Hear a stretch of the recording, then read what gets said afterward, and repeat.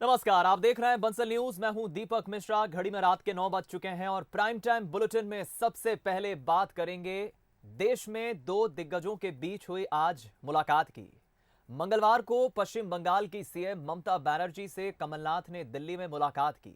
यह मुलाकात पीएम मोदी से ममता की मीटिंग से ठीक पहले हुई। सवाल ये उठ रहे हैं कि क्या कोई नया मोर्चा बन रहा है? आखिर दिल्ली में कमलनाथ की सक्रियता के मायने क्या है? देखिए रिपोर्ट। अगली भूमिका में कमलनाथ, ममता के साथ सियासी विसात, राजनीतिक हालात पर मुलाकात, मोदी के खिलाफ मोर्चे पर बात। इस तस्वीर की दिल्ली से लेकर भोपाल तक चर्चा है। ममता से कमलनाथ की मुलाकात के बारे में हर कोई जानना चाहता है। इस मुलाकात ने तो कई अटकलों को भी हवा दे दी है। हमने कोई रणनीति की बात नहीं करी, कोई रणनीति की बात नहीं करी, वो हमारी नेता करेंगी। पर हमने देश में आज क्या स्थिति है, आज महंगाई, आज कानून व्यवस्था, आज ये दबाने और छिपाने की राजनीति, ये राजनीति पर आवश्यक बात करी है। देश के राजनीतिक हालात पर कांग्रेस की तरफ से कमलनाथ ही ममता से क्यों मिलने पहुंचे? क्या ममता से बात करने के लिए कांग्रेस में अकेले कमलनाथ ही कद्दावर बचे हैं, जबकि वो फिलहाल मध्य प्रदेश कांग्रेस के अध्यक्ष और नेता प्रतिपक्ष हैं? वैसे वरिष्ठ नेता आनंद शर्मा ने भी ममता से मुलाकात की, लेकिन कमलनाथ का मिलना इसलिए भी मायने रखता है क्योंकि हाल ही में पंजाब कांग्रेस में क्राइसिस को सुलझाने में इन्होंने अहम रोल निभाया है। निश्चित तौर पर ये ममता बनर्जी उनसे मिलने आई और जिन लोगों से भी आज मिल रही है, मैं प्रधानमंत्री, तो ये बता रहा है कि ये नया यूपीए की जो भूमिका बन रही है, इसमें ये सब साथ होंगे, शरद पवार जी से लेकर सब भी पार्टियाँ। मैं समझता हूँ कि ये एक चैलेंज प्रधानमंत्री मोदी जी को और भारतीय जनता पार्टी को 2024 में चैलेंज देना है। पश्चिम बंगाल में कांग्रेस शून्य पर आकर खड़ी हो गई आज़ादी के बाद पहली बार। तो कांग्रेस इसी प्रकार पूरे देश में ऐसी रीजनल पार्टीज के सामने सरेंडर करते हुए तीसरे चौथे स्थान पर और कहीं शून्य पर जाके खड़ी हो रही है, और ये कांग्रेस की हताशा स्पष्ट तौर पर उजागर होती है। जानकारों की माने तो कांग्रेस में कमलनाथ समन्वयक की भूमिका निभाते रहेंगे। जिस रोल को अहमद पटेल कांग्रेस में निभाते रहे, उसी को कमलनाथ अब आगे बढ़ा सकते हैं। साथ ही वो मध्य प्रदेश में भी सक्रिय रहेंगे। ये सब इसलिए भी क्योंकि कमलनाथ ही अब ऐसे लीडर हैं जिनकी हर दल में बैठ है। गांधी परिवार से उनके रिश्ते की बात करें तो वो इंदिरा गांधी के तीसरे बेटे भी बुलाए जाते रहे हैं। हाल ही में जिस तरह से वो दिल्ली में सक्रिय हुए और हाईकमान से उनका संवाद बढ़ा, इससे झलक मिल गई कि उन्हें आगे बड़ी जिम्मेदारी मिल सकती है। मंगलवार को ममता से मुलाकात भी इसी कड़ी का एक हिस्सा हो सकता है। Bureau report, Bansal news. चलिए, तो ममता बनर्जी और कमलनाथ के बीच ये मुलाकात वैसे तो आज दिल्ली में हुई, लेकिन आप सोचिए अगर यही मुलाकात राजधानी भोपाल में होती तो इसके क्या मायने होते? ये सवाल इसलिए क्योंकि 3 मई को कमलनाथ ने पश्चिम बंगाल में बम्पर जीत के बाद ममता बनर्जी को आमंत्रित किया था, उन्हें बधाई देते हुए कि आप मध्य प्रदेश आए, और ममता बनर्जी ने भी कमलनाथ के इस आमंत्रण को स्वीकार किया। उन्होंने कहा कि वो जरूर मध्य प्रदेश आएंगी। तो अब देखना होगा कमलनाथ और ममता बनर्जी की मध्य प्रदेश में मुलाकात के क्या मायने होते हैं और कैसे ये मुलाकात होती है। बहरहाल अब बात करते हैं कांग्रेस की, जो शायद बीजेपी से मुद्दे हथियाने की कोशिश कर रही है। राष्ट्रवाद, आतंकवाद और अलगाववाद जैसे मुद्दों पर बीजेपी कांग्रेस से आगे खड़ी नजर आती है। राष्ट्रीय सुरक्षा से जुड़े ये वो मुद्दे हैं जिसका समर्थन करने के सिवा राजनीतिक दलों के पास कोई विकल्प नहीं है। कांग्रेस को शायद ये बात अब समझ आ गई है, तभी तो उसे 1971 का भारत पाक युद्ध याद आ रहा है। देखिए रिपोर्ट। कांग्रेस दिलाएगी 1971 की याद, पाक पर जीत का मनेगा जश्न, राष्ट्रवाद बनाम देशभक्ति बनेगा मुद्दा। आने वाले वक्त में मध्य प्रदेश और देश में सियासत दिलचस्प होने जा रही है। कांग्रेस अब बीजेपी को उसके हर मोर्चे पर टक्कर देने की रणनीति बना रही है। बीजेपी को देश में राष्ट्रवाद, सीमा पर आतंकवाद और कश्मीर में अलगाववाद जैसे मुद्दों पर भारी जन समर्थन मिला है। इसके अलावा धर्म, राम मंदिर, गौमाता और राष्ट्रीय सुरक्षा जैसे मुद्दों ने बीजेपी के वोट को एकजुट करने का काम किया है। इनमें से कई मुद्दों पर कांग्रेस मुखर रही है तो कई पर वो अपना स्टैंड तक क्लियर नहीं कर सकी है। इसका खामियाजा भी कांग्रेस कई बार भुगत चुकी है, पर लगता है अब कांग्रेस बदल रही है। तभी तो कांग्रेस की रणनीति भी बदल रही है। अब कांग्रेस बीजेपी की राह पर चलकर बीजेपी से कुछ मुद्दों को हथियाना चाहती है। राष्ट्रीय सुरक्षा का मुद्दा इन्हीं में शामिल है। 1971 का भारत पाक का वो युद्ध जिसका परिणाम भारत की विजय और बांग्लादेश का अस्तित्व में आना था, उसके 50 साल पूरे होने पर कांग्रेस इसे देश में एक संदेश के तौर पर प्रसारित और प्रचारित करने जा रही है। प्रदेश में कमलनाथ राज्य स्तरीय समिति के अध्यक्ष होंगे। अगले 4 महीने तक कांग्रेस इसे लेकर जागरूकता अभियान भी चलाएगी। भारत बांग्लादेश मुक्ति युद्ध की 85वीं वर्षगांठ को मनाएगी। इसके लिए कमेटी गठित की गई कमलनाथ जी की अध्यक्षता में। उसकी स्टेट कोऑर्डिनेटर अजीता वाजपेयी जी हैं और हम इस कार्यक्रम को पूरे उमंग और उल्लास से सारे प्रदेश में अगले दिसंबर तक मनाएंगे। राष्ट्रीय सुरक्षा वो मुद्दा है जो बीजेपी के एजेंडे में हमेशा शामिल रहा, फिर चाहे वो सीमा पर हो या देश के भीतर।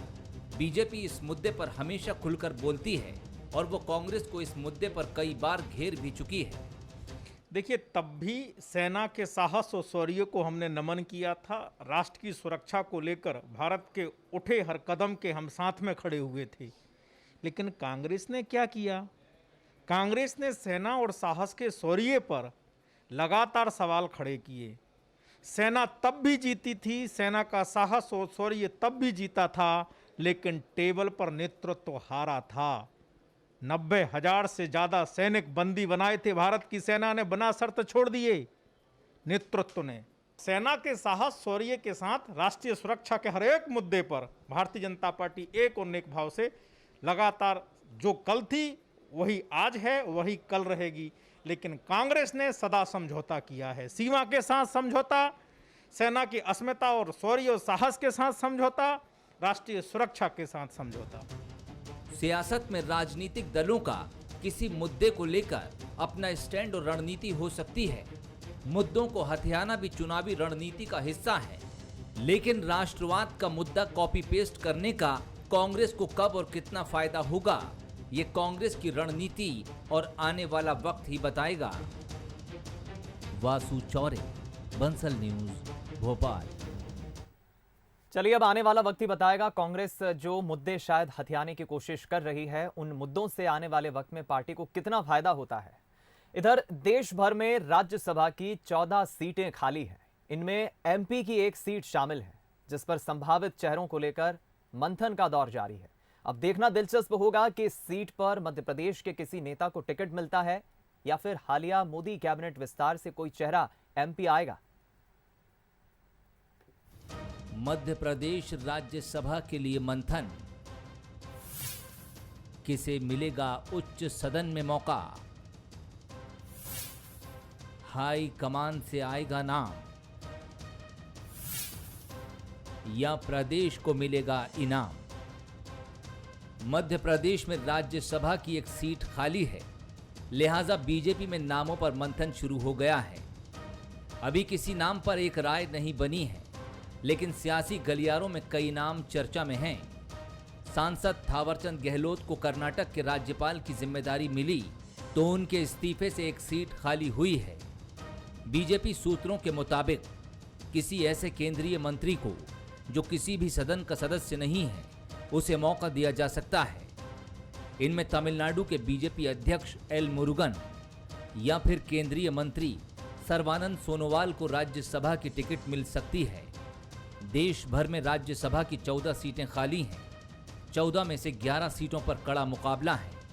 संख्या बल के हिसाब से मध्य प्रदेश सीट बीजेपी के लिए सुरक्षित है। निश्चित रूप से भारतीय जनता पार्टी का ही कोई नेता इस सीट से दिल्ली जाएगा और ये केंद्रीय नेतृत्व तय करेगा। भारतीय जनता पार्टी की एक पद्धति है कार्य करने की। यहाँ हम रिकमेंड करते हैं वहाँ से बातचीत होती है, वो बातचीत होकर के निर्णय होता है। तो जो भी निर्णय पार्टी करेगी वो सर्वथा उचित होगा और उसकी घोषणा हो जाएगी और हम सब लोग उनको शुभकामनाएं देंगे। ऐसा नहीं है कि चर्चा में मध्य प्रदेश का कोई नेता नहीं है। पश्चिम बंगाल के प्रभारी रह चुके कैलाश विजयवर्गीय को भी राज्यसभा भेजा जा सकता है।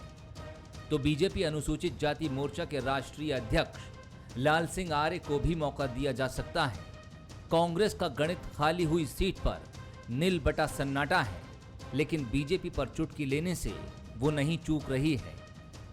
भारतीय जनता पार्टी को चाहिए कि वो खुद यहाँ के क्षेत्रीय लोगों को ही प्राथमिकता दें, नहीं तो सीधा सीधा तौर पर ये अपमान सिर्फ उनके नेताओं का नहीं बल्कि मध्य प्रदेश का भी है। राज्यसभा में मध्य प्रदेश के लिए क्या पक्ष रखते हैं बाहर के लोग, तो ये अच्छा नहीं है। वो वैसे मुझे लगता भी नहीं है कि वो अपना राज्यसभा सांसद भेज पाएंगे यहाँ से। उनके खुद के जो सदस्य हैं वो असंतुष्ट हैं। हो सकता है कि आप बहुत कुछ बदला हुआ समीकरण देखें। राज्यसभा सीट के चुनाव को राष्ट्रीय राजनीति के समीकरण और केंद्रीय नेताओं के समायोजन के रूप में भी देखा जाता है।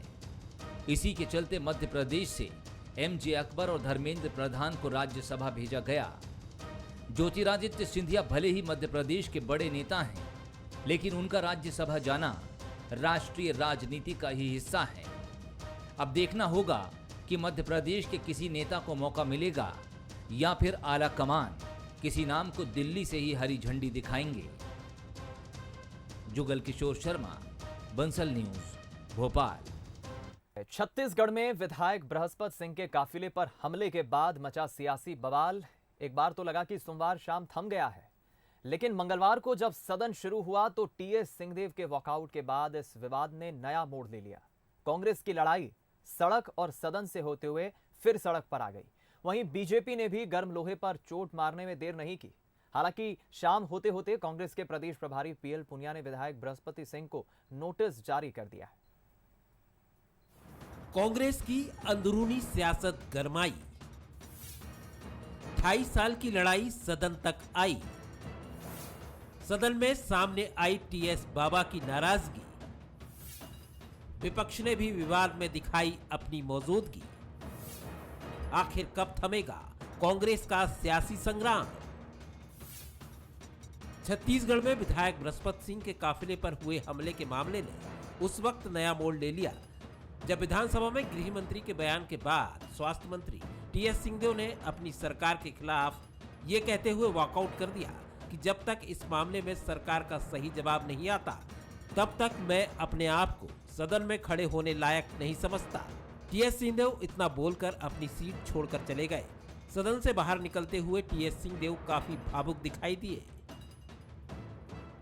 सदन की कार्रवाई से आप ले सकते हैं। टीएस सिंहदेव के इस अचानक कदम से कांग्रेस में हड़कंप मच गया।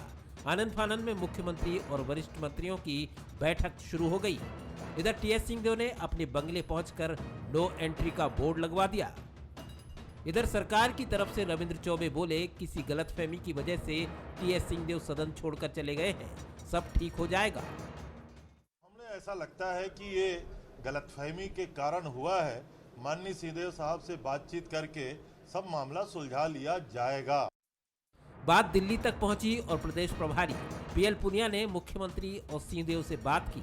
इसके बाद सिंहदेव मुख्यमंत्री से मिलने विधानसभा पहुंचे और कई वरिष्ठ मंत्रियों के साथ उनकी बैठक शुरू हुई। टीएस सिंहदेव जी जो असेंबली में जो वक्तव्य दे के बाहर आ गए, तो वो भी मैं समझता हूँ कि भावात्मक एक उनका कदम है और उसका समाधान होगा, निकल जाएगा। उम्मीद जताई जा रही थी कि बैठक में मामला सुलझा लिया जाएगा, लेकिन टीएस सिंहदेव ने ये कहते हुए इसे और उलझा दिया कि वो अपने स्टैंड पर कायम है। वहीं कैबिनेट में उनके सहयोगी मोहम्मद अकबर कहते नजर आए कि बाबा नाराज नहीं है। मैंने जो बयान दिया मैं तो उसी पे कायम हूँ, जैसी परिस्थिति रहेगी उस हिसाब से। मामला कुछ है ही नहीं। जिस तरीके से जो प्रचारित किया जा रहा है ना, उस टाइप की कोई बात नहीं है। उनको सूचना दी गई और वो आ गए। आपस में मिलजुल के बैठक हुई, बातचीत हुई और अन्य मामले भी थे जिसके बारे में चर्चा हुई। इधर इस पूरे एपिसोड ने बीजेपी को सरकार पर हमला बोलने का भरपूर मौका दे दिया। पूर्व मुख्यमंत्री रमन सिंह ने कहा कि सरकार 2.5 साल में पूरी तरह बिखर चुकी है।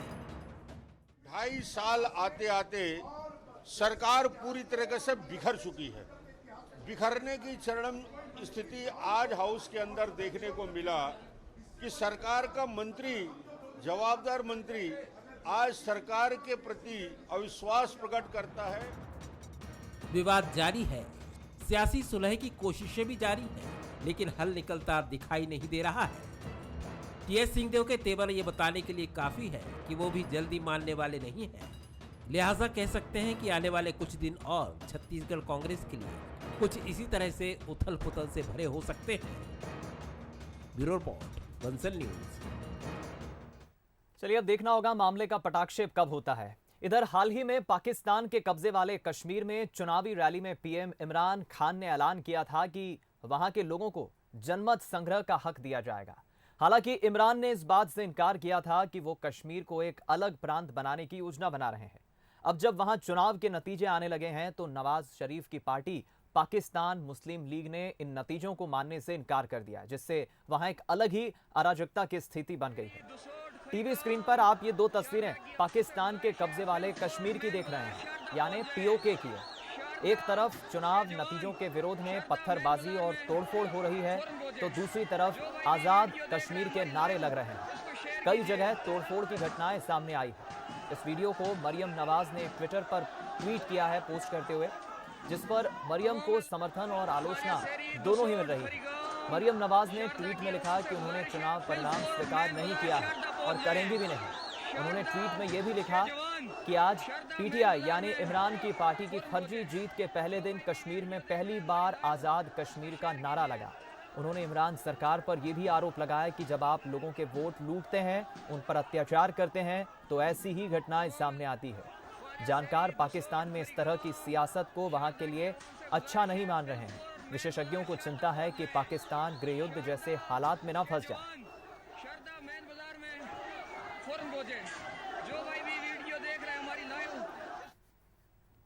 चलिए बात करते हैं गुलाबी प्रदूषण की। आपने प्रदूषण की वजह से काली नदी, धुंधला आसमान देखा होगा, लेकिन क्या आपने गुलाबी प्रदूषण देखा है? जी हां, अर्जेंटीना का दक्षिणी पैटागोनिया इलाका इस समय ऐसे ही प्रदूषण से जूझ रहा है। इस प्रदूषण की वजह से चुबूट नदी, लगून और झील गुलाबी हो गई है। साथ ही आसपास के कुछ पेड़ पौधे भी गुलाबी रंग में बदल गए। दरअसल यहां नदी के किनारे ट्रीलेव इंडस्ट्रियल प्लांट है। इस प्लांट में सोडियम सल्फाइड का उपयोग किया जाता है ताकि प्रॉन्स यानी झींगा को एक्सपोर्ट करने के लिए बैक्टीरिया से बचाया जा सके। सोडियम सल्फाइड एक एंटी बैक्टीरियल केमिकल है और इसी से यहां पिंक पॉल्यूशन फैल गया है।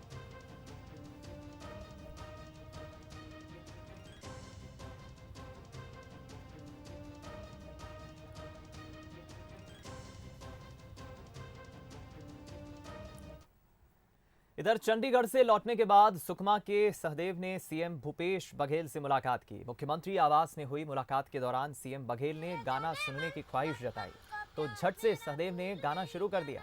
सोनू मेरी डार्लिंग, बचपन का प्यार, मेरा भूल नहीं जाना रे। गाना सुनकर सीएम भूपेश बघेल ने कहा वाह। इसका वीडियो भी उन्होंने सोशल मीडिया पर शेयर किया और बच्चे को बधाई दी।